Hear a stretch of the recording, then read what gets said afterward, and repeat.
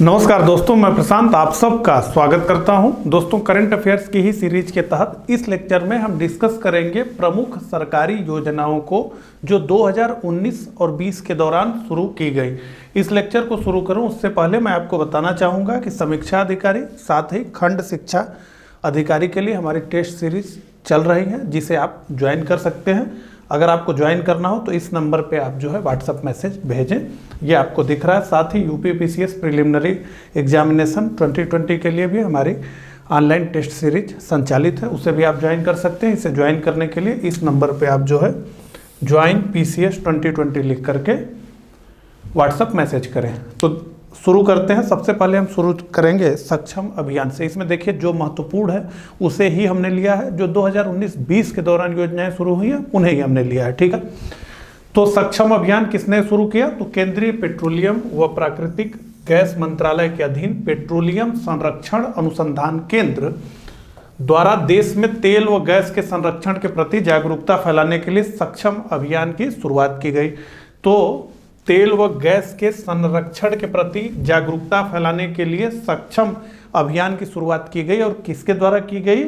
तो पेट्रोलियम संरक्षण अनुसंधान केंद्र के द्वारा की गई।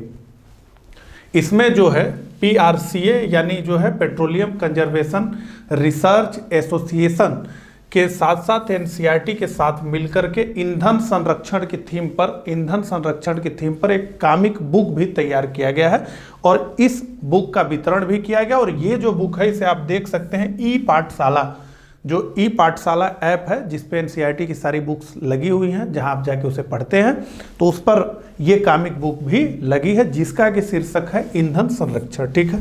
अब ये PCRA क्या है इसे समझ लीजिए। तो ये एक गैर लाभकारी संगठन है जो देश में ऊर्जा दक्षता को बढ़ावा देने के लिए प्रमुख राष्ट्रीय सरकारी एजेंसी है। आगे बढ़ते हैं।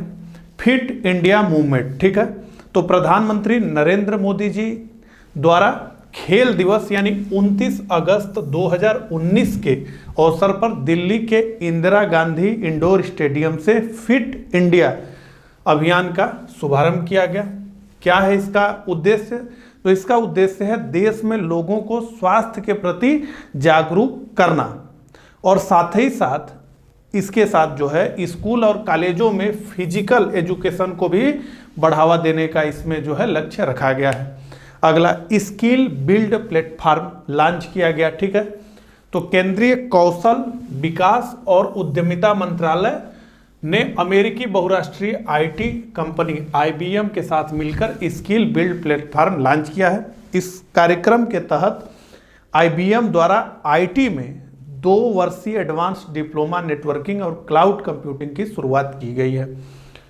ये प्लेटफॉर्म युवाओं को बदलते बाजार के रुझान के अनुसार खुद को ढालने में मदद करेगा, साथ ही छात्रों को तकनीकी के साथ साथ प्रतिस्पर्धी नौकरियों के लिए आवश्यक पेशेवर कौशल विकसित करने में भी मदद करेगा। आगे बढ़ते हैं। तो प्रधानमंत्री कर्म योगी मानधन योजना, ठीक है। तो इस तरह सिमिलर टाइटल पर ही 3 योजनाएं हैं, तो हमें ध्यान से समझना पड़ेगा, नहीं तो कंफ्यूज हो जाएंगे, ठीक है। तो अभी हम बात कर रहे हैं प्रधानमंत्री कर्म योगी मानधन योजना की। तो ये योजना कब से शुरू की गई? तो ये जुलाई 2019 से शुरू की गई। इसका उद्देश्य क्या है? तो इसका उद्देश्य है छोटे कारोबारियों और दुकानदारों को पेंशन प्रदान करना। तो छोटे छोटे कारोबार करने वाले और छोटे छोटे जो दुकानदार हैं उनको पेंशन देना इस योजना का लक्ष्य है, ठीक है। इसके तहत सालाना 1.5 करोड़ से, अब देखिए छोटे का मतलब भी यहाँ जो है परिभाषित कर दिया गया कि छोटे का क्या मतलब है। तो छोटे का मतलब है कि सालाना 1.5 करोड़ से कम टर्नओवर वाले, जिनका कुल टर्नओवर राजस्व, खुदरा कारोबारियों एवं दुकानदारों को पेंशन का लाभ प्रदान किया जाएगा, ठीक है। तो छोटे का मतलब 1.5 करोड़ से कम टर्नओवर वाले। तो ये जो योजना है कर्म योगी मानधन, ये छोटे कारोबारियों और दुकानदारों के लिए है। अगला प्रधानमंत्री श्रम योगी मानधन योजना। तो ये शुरू कब हुई? ये 5 मार्च 2019 को गुजरात के गांधी नगर से प्रधानमंत्री नरेंद्र मोदी जी द्वारा शुरू की गई। और ये किसके लिए है? तो ये असंगठित क्षेत्र के श्रमिकों और मजदूरों के लिए पेंशन उपलब्ध कराना इस योजना का लक्ष्य है। तो ये असंगठित मजदूरों की बात करती है। कौन योजना? श्रम योगी मानधन योजना। क्या है इसमें? तो ये एक स्वैच्छिक पेंशन योजना है जिसके तहत लाभार्थी को 60 वर्ष की आयु होने पर 3,000 रुपये मासिक पेंशन प्रदान की जाएगी। तो इसमें प्रीमियम भरना होगा, ठीक है। आगे अब देखिए तीसरा आ गया प्रधानमंत्री किसान पेंशन योजना, ठीक है। इसकी शुरुआत कब हुई? तो ये 12 सितंबर 2019 से इसकी शुरुआत हुई रांची से। और ये योजना किसके लिए है? तो ये किसानों के लिए, जैसा कि नाम से ही दिख रहा है। तो 18 से 40 वर्ष के किसान इसमें शामिल हो सकते हैं। प्रीमियम के तौर पर किसानों को 55 से लेकर 200 रुपए तक देने होंगे, ठीक है। और किसानों की उम्र 60 वर्ष पूरी हो जाने पर उन्हें 3,000 रुपए की मासिक किस्त दी जाएगी। इस योजना में यह प्रावधान किया गया है। आगे बढ़ते हैं। राष्ट्रीय पशु रोग नियंत्रण कार्यक्रम की शुरुआत प्रधानमंत्री जी द्वारा 11 सितंबर 2019 को उत्तर प्रदेश के मथुरा से शुरू किया गया। अब इसका लक्ष्य क्या है? इस योजना का उद्देश्य क्या है? तो राष्ट्रीय पशु रोग नियंत्रण कार्यक्रम का उद्देश्य है अगले 5 वर्षों में मवेशियों की सेहत में सुधार कर किसानों को अधिक से अधिक लाभ पहुंचाना और इसके तहत ब्रूसेलोसिस और खुरपका मुंहपका फूट एंड माउथ डिजीज जैसी बीमारियों का टीकाकरण करना शामिल है। आगे बढ़ते हैं। Ayushman Bharat school health ambassador पहल की शुरुआत की गई है, ठीक है। तो केंद्र सरकार ने आयुष्मान भारत के तहत स्कूल हेल्थ एंड वेलनेस पहल लॉन्च की है। क्या है ये? तो इसके तहत प्रत्येक सरकारी स्कूल में 2 अध्यापकों को हेल्थ एंड वेलनेस एम्बेसडर चुना जाएगा और इन्हें एनसीईआरटी द्वारा गठित नेशनल रिसोर्स ग्रुप द्वारा प्रशिक्षण प्रदान किया जाएगा। ये जो पहल है ये ईट राइट अभियान, फिट इंडिया अभियान और पोषण अभियान इत्यादि से इसे जोड़ा जाएगा। तो सबसे पहले तो ये समझ लीजिए कि इसका उद्देश्य क्या है, तब हमें समझ में आ जाएगा कि ये पूरा कार्यक्रम क्या है। तो इसका उद्देश्य है निवारक, प्रोत्साहन और सकारात्मक स्वास्थ्य की अवधारणा को मजबूत करना, जो आयुष्मान भारत योजना के स्वास्थ्य और कल्याण केंद्रों का एक मूलभूत हिस्सा है। तो इसमें जो है ये ध्यान दिया गया है कि स्वास्थ्य शिक्षा के साथ साथ स्वास्थ्य भी अच्छा रहे छात्रों का, तभी उनका जो है संपूर्ण रूप से कौशल का विकास हो सकता है। इसमें अगर हम देखें तो 11 थीम इसमें चयनित की गई है, जैसे स्वास्थ्य विकास, भावनात्मक स्वास्थ्य, जिम्मेदाराना नागरिकता, पोषण स्वास्थ्य, लैंगिक समानता, इंटरनेट का सुरक्षित उपयोग आदि। तो ये बड़ा है। और एनसीईआरटी ने छात्रों के स्वास्थ्य को बढ़ावा देने के लिए हर दिन 1 घंटे का प्रशिक्षण आयोजित करते हुए 24 सप्ताह का पाठ्यक्रम एनसीईआरटी द्वारा तैयार किया गया। तो ये है स्कूल हेल्थ एम्बेसडर। आगे बढ़ते हैं। राष्ट्रीय टीबी समाप्ति कार्यक्रम, ठीक है। तो भारत सरकार द्वारा राष्ट्रीय टीबी नियंत्रण कार्यक्रम का नाम बदल करके कर दिया गया है राष्ट्रीय टीबी समाप्ति कार्यक्रम, ठीक है। तो ये नियंत्रण जो शब्द था इसके जगह समाप्ति शब्द कर दिया गया है, ये चेंज कर दिया गया है, ठीक है। तो भारत सरकार ने ये लक्ष्य रखा है कि 2025 तक भारत से टीबी को समूल रूप से उखाड़ करके फेंका जाएगा, यानी समाप्त कर दिया जाएगा। अगर संयुक्त राष्ट्र की बात करें तो उसने 2030 तक दुनिया से टीबी को उखाड़ फेंकने या समाप्त करने का लक्ष्य निर्धारित किया। तो भारत का लक्ष्य 5 वर्ष पहले ही है, ठीक है। अब इसमें जो है ये बताया जा रहा है कि ट्रू नेट एमटीबी इसमें काफ़ी मदद करेगा। वो क्या है? तो ये जो है एक नया मॉलिक्यूलर टेस्ट है, इसके द्वारा 1 घंटे के भीतर ट्यूबरक्लोसिस का पता लगाया जा सकता है, 1 घंटे के भीतर टीबी का पता लगाया जा सकता है। अगला नेशनल ब्रॉडबैंड मिशन, तो ये क्या है?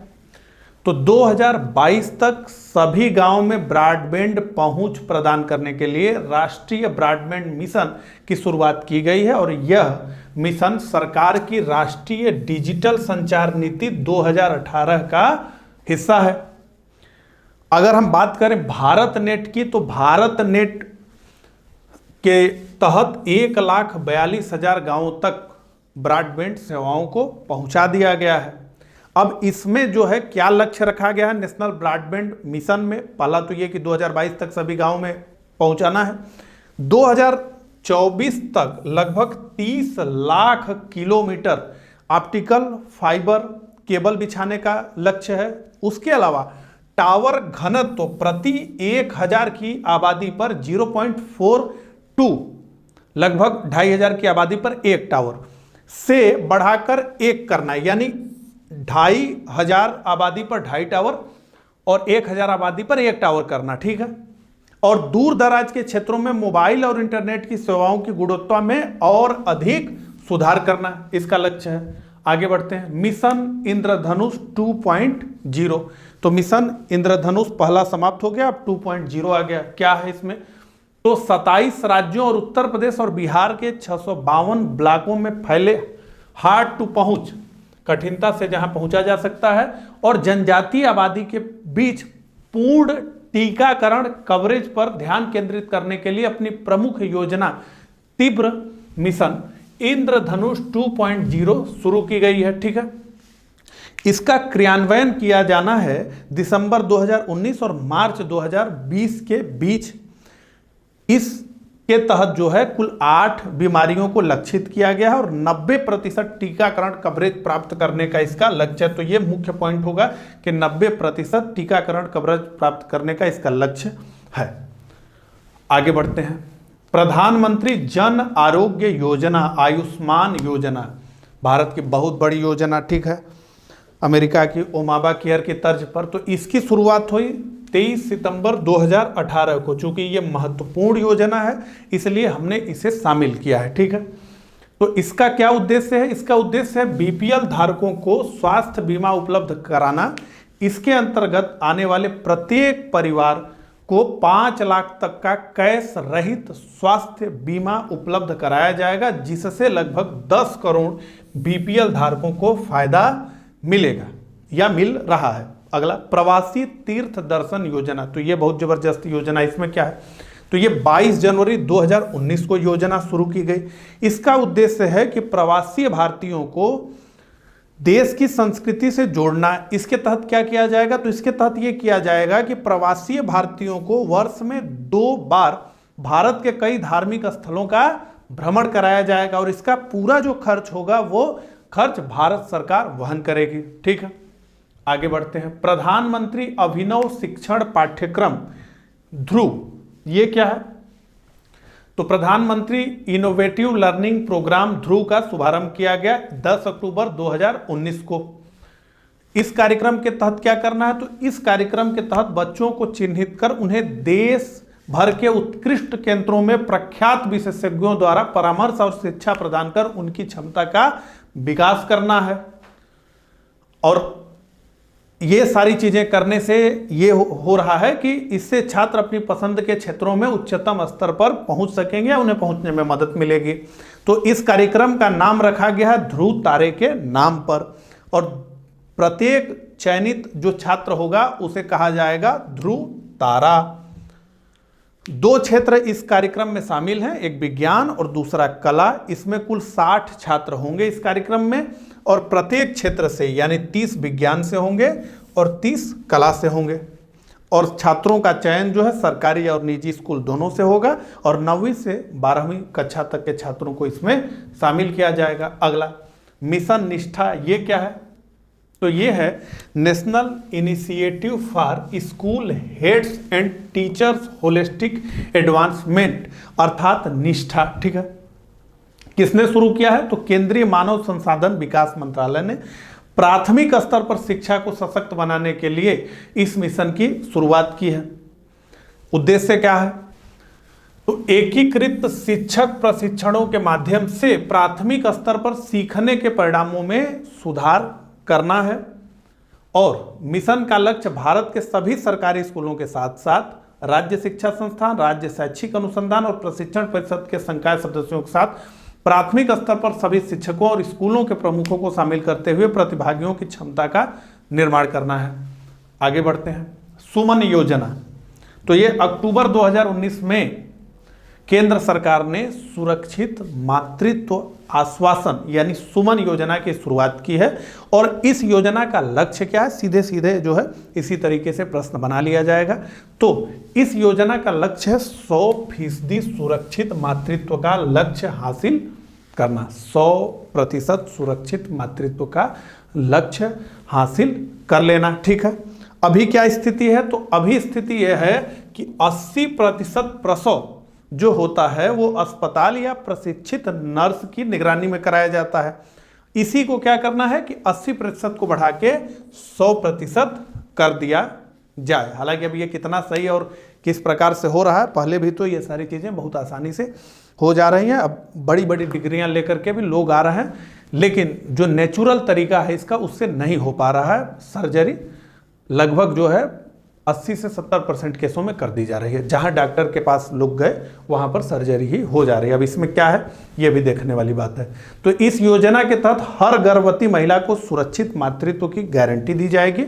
इसके अलावा गर्भवती महिला 4 बार मुफ्त इलाज करा सकेगी। इसके अलावा प्रसव के पहले और बाद में मुफ्त एम्बुलेंस भी उपलब्ध कराई जाएगी। आगे बढ़ते हैं। अटल भूजल योजना, ये क्या है?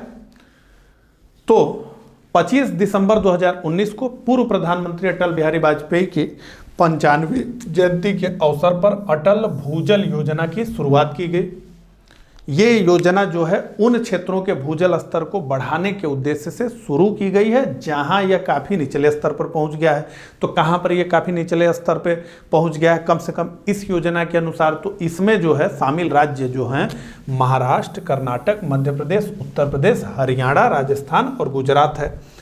तो इस योजना के तहत ये उपरोक्त जो 7 राज्य हैं इनके 8350 गाँव लाभान्वित होंगे। और इसके लिए जल सुरक्षा के लिए क्या करना है? तो ग्राम स्तर पर काम किया जाएगा। राज्यों में अस्थायी भूजल प्रबंधन के लिए संस्थागत प्रबंधकों को भी मजबूत बनाया जाएगा। इसके अलावा इसके साथ एक लक्ष्य और जुड़ा है।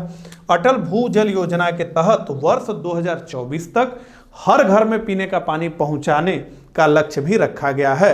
और ये जो योजना है ये विश्व बैंक की सहायता से 5 वर्ष की अवधि में कार्यान्वित की जानी है। अगला इको नेटवर्क कार्यक्रम, ये क्या है?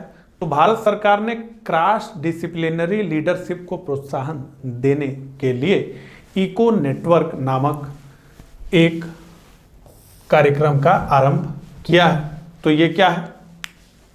तो इसका जो उद्देश्य है वो है पर्यावरण से संबंधित ज्ञान में विद्यमान कमियों का पता लगाना, ध्यान से, और फिर इन विषयों पर पोस्ट डॉक्टोरल अनुसंधान रिसर्च हेतु प्रशिक्षण देना है। साथ ही वर्तमान में इस दिशा में किए गए सार्वजनिक एवं निजी प्रयासों पर प्रकाश डालना है। और वर्तमान में ऐसा कोई नेटवर्क कहीं भी मौजूद नहीं है। ठीक है, तो क्या है इसका उद्देश्य? तो पर्यावरण से संबंधित ज्ञान में विद्यमान कमियों का पता लगाना, फिर इन विषयों पर पोस्ट डॉक्टोरल रिसर्च हेतु प्रशिक्षण देना, साथ ही वर्तमान में इस दिशा में किए गए सार्वजनिक एवं निजी प्रयासों पर प्रकाश डालना। वर्तमान में ऐसा कोई नेटवर्क कहीं भी मौजूद नहीं है। इसमें कौन होगा? तो इस नेटवर्क में के माध्यम से नागरिकों, उद्योग जगत, शिक्षा जगत और सरकार के लोगों के बीच आपस में चर्चा हेतु बैठकें आयोजित की जाएंगी, जिनमें मानवीय एवं पर्यावरणीय पारिस्थितिकी से संबंधित चुनिंदे विषयों के संदर्भ में जानकारी की कमियों की पहचान की जाएगी। और जब पहचान हो जाएगा तो उस पर रिसर्च किया जाएगा। ठीक है, कि जानकारी को व्यवस्थित किया जाए। तो इसे कहा जा रहा है कि भारतीय शिक्षा के लिए एक नए दृष्टिकोण और तकनीक की दुनिया के लिए आवश्यक रिसर्च को प्रेरित करेगा। ठीक है, तो ये तो बात हमने जो है कर ली सभी केंद्रीय योजनाओं की। अब हम बात करेंगे राज्यों की योजनाओं के बारे में। इससे भी प्रश्न पूछा जाता है, तो शुरू करते हैं। कन्या सुमंगला योजना, तो ये उत्तर प्रदेश की योजना है, इसलिए बहुत महत्वपूर्ण है। तो कन्या सुमंगला योजना की शुरुआत मुख्यमंत्री योगी आदित्यनाथ जी द्वारा 25 अक्टूबर 2019 को लखनऊ में से लॉन्च किया गया। क्या उद्देश्य है इसका? तो कन्या भ्रूण हत्या जैसी कुप्रथा को समाप्त करना और परिवार नियोजन को बढ़ावा देना इसका लक्ष्य है। इससे प्रत्येक जिले की लगभग 500 बालिकाओं को लाभ मिलेगा। इसके साथ ही प्रत्येक परिवार से अधिकतम 2 बेटियों को इस योजना का लाभ मिलेगा। क्या लाभ मिलेगा? तो इसके तहत लाभार्थियों को बेटी के जन्म से लेकर के उसके स्नातक पास होने तक सरकार प्रोत्साहन स्वरूप 6 चरणों में कुल 15,000 रुपए की राशि प्रदान करेगी। और इसके साथ ही कन्या सुमंगला वेब पोर्टल भी लॉन्च किया गया है। तो आगे बढ़ते हैं। दस्तक 2 अभियान, दस्तक 2 अभियान का ये दूसरा संस्करण है। उत्तर प्रदेश सरकार द्वारा ये चलाया जा रहा है। और क्यों चलाया जा रहा है? तो जापानीज इंसेफेलाइटिस रोग को उत्तर प्रदेश के प्रभावित क्षेत्रों, जो गोरखपुर के आसपास के क्षेत्र हैं, वहां से खत्म करने के लिए चलाया जा रहा है। अगला, वन सिटीजन वन ट्री, काफी चर्चा में जो है ये योजना रही है, तो इसे देखते हैं। तो ये विश्व पर्यावरण दिवस पर 5 जून 2019 को मेघालय सरकार द्वारा शुरू किया गया। इसके अंतर्गत क्या किया गया? तो इसके अंतर्गत लगभग 15 लाख पेड़ लगाने का लक्ष्य रखा गया, जिसके लिए राज्य के प्रत्येक नागरिक को कम से कम एक पेड़ लगाने के लिए प्रोत्साहित किया जाएगा कि एक पेड़ कम से कम लगाइए, और ऐसे 15 लाख पेड़ लगा देने हैं। आगे, साइबर सेफ इनिशिएटिव, ये जो है महाराष्ट्र सरकार के द्वारा शुरू किया गया है। क्या है? तो इस पहल का उद्देश्य है महिलाओं और बच्चों के ऊपर होने वाले अत्याचारों के बारे में जागरूकता फैलाना। साथ ही इस पहल के द्वारा साइबर अपराध कानून के बारे में भी जागरूकता फैलाई जाएगी। ठीक है, कि साइबर सेफ। ठीक है, तो इस अभियान को राज्य सरकार द्वारा राज्य पुलिस, जनसंपर्क विभाग और साइबर सेल के सहयोग से पूरे राज्य में लागू किया जाना है। यह बैंक धोखाधड़ी, बाल पोर्नोग्राफी, फोटो फेरबदल, ऑनलाइन गेमिंग, साइबर मानहानि, सूचना जैसे अपराधों के खिलाफ भी जागरूकता पैदा करेगा। और इस योजना को 3 जनवरी 2020 को भारतीय समाज सुधारक सावित्रीबाई फुले की जयंती के उपलक्ष्य में शुरू किया गया। आगे बढ़ते हैं, ट्री एम्बुलेंस योजना। तो ये बड़ी जबरदस्त योजना रही, इसलिए हमने इसे शामिल किया है। थोड़ा सा सुनने में अजीब है कि ट्री एम्बुलेंस जो है, पेड़ों के लिए भी एम्बुलेंस। तो ये पहल शुरू की गई चेन्नई में। उपराष्ट्रपति वेंकैया नायडू द्वारा इस पहल का शुभारंभ किया गया। क्या है इसमें? तो ये योजना पेड़ों के जरूरी उपचार और पेड़ों के संरक्षण हेतु शुरू की गई है। इसके तहत लोगों को पेड़ लगाने के लिए भी प्रोत्साहित किया जाएगा। अगला, कृषक बंधु योजना। तो ये योजना पश्चिम बंगाल द्वारा शुरू की गई है। कृषक बंधु योजना पश्चिम बंगाल सरकार द्वारा शुरू की गई है। इसमें क्या हो रहा है? तो इसमें प्रति एकड़ किसानों को 5,000 रुपए की सहायता राशि दी जाएगी, और ये 2 किस्तों में दी जाएगी, रबी की फसल पर और खरीफ की फसल पर। अगला, कालिया योजना। ये क्या है? तो इसका पूरा नाम है कृषक assistance for livelihood and income augmentation scheme, यानी कालिया। तो ये उड़ीसा सरकार की योजना है किसानों की आर्थिक सहायता करने के लिए। इसमें क्या है? तो राज्य सरकार किसानों को 12,500 रुपए की सालाना आर्थिक मदद इसके तहत जो है करेगी। ठीक है, उड़ीसा राज्य सरकार। आगे बढ़ते हैं, वन फैमिली वन जॉब योजना। तो ये भी काफी चर्चा में रहा कि एक परिवार से केवल एक व्यक्ति को जॉब मिलेगा। क्या है? तो ये योजना सिक्किम राज्य में शुरू की गई, और इस योजना के अंतर्गत सिक्किम में रह रहे हर परिवार में कम से कम एक व्यक्ति को सरकारी नौकरी देने का लक्ष्य रखा गया, और इसलिए एक परिवार से एक ही व्यक्ति रहे। आगे बढ़ते हैं, युवा स्वाभिमान योजना। ये योजना शुरू की गई मध्य प्रदेश सरकार द्वारा। क्या है इस योजना में? तो शहरी क्षेत्र के गरीब युवाओं को जिनके घर की सालाना वार्षिक आय 2 लाख से कम है, उन्हें 100 दिन का रोजगार दिया जाएगा, और इस हेतु युवक की उम्र 21 से 30 वर्ष होनी चाहिए। ये जो है और सालाना 13,500 रुपए की राशि उसे प्रदान की जाएगी। अगला, अंचल अमृत योजना। तो ये उत्तराखंड सरकार द्वारा शुरू की गई योजना है।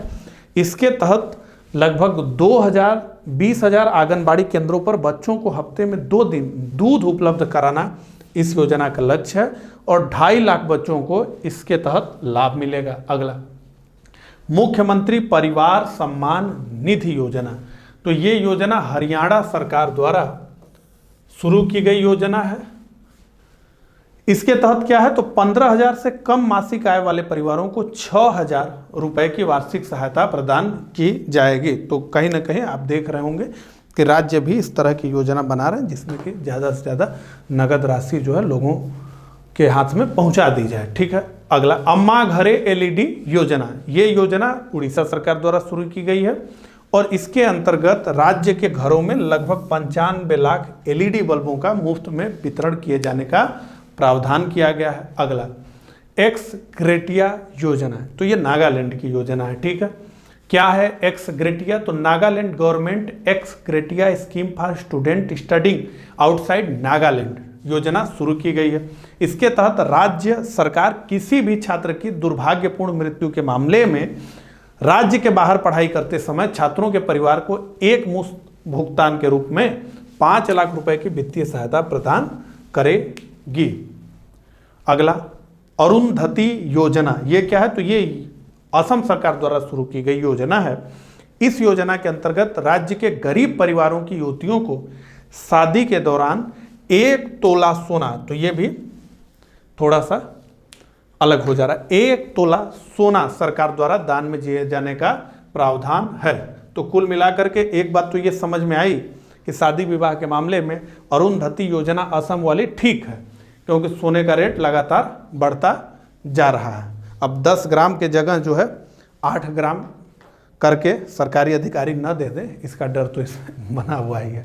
ठीक है, तो इस तरह से 2019-20 के दौरान शुरू की गई जो महत्वपूर्ण केंद्रीय और राज्यों की योजनाएं थी, उन्हें हमने देखा। मुझे कमेंट करके जरूर बताइएगा कि मेरा ये प्रयास आपको कैसा लगा। मिलता हूँ इसी तरह के अगले लेक्चर में, तब तक के लिए आप सभी को नमस्कार।